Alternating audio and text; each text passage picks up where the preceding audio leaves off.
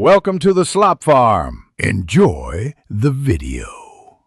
In this video, I will explain how to cook delicious semolina pasta.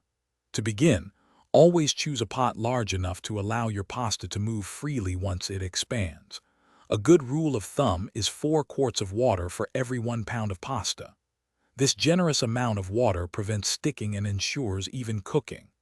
Add about 1 tablespoon of coarse sea salt for every 4 quarts of water, as this perfectly seasons the pasta from the inside out, making a significant difference in the final taste of your dish. Once your generously salted water reaches a vigorous, rolling boil, gently add your semolina pasta, being careful to avoid any hot splashes. Immediately after adding the pasta, use a long-handled spoon or tongs to stir it thoroughly for about 30 seconds. This crucial step prevents the individual pieces from sticking to each other or to the bottom of the pot. Continue to stir the pasta occasionally throughout its cooking time, ensuring every piece cooks evenly and separately for a perfect result. Most pasta packages provide a cooking range which serves as a helpful guideline. Start tasting your pasta about 2 minutes before the minimum suggested cooking time to assess its doneness. The ideal texture, known as al dente, means to the tooth.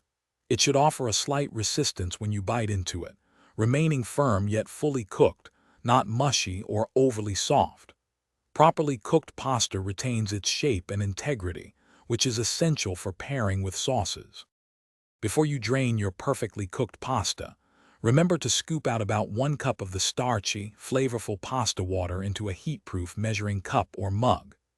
This reserved water is a secret weapon for achieving silky, professional-grade sauces. Quickly drain the pasta in a colander, but resist the urge to rinse it under cold water. Rinsing removes the beneficial starches that help sauce cling to the pasta, along with some of its essential flavor. Thanks for watching. Consider subscribing if we helped you today.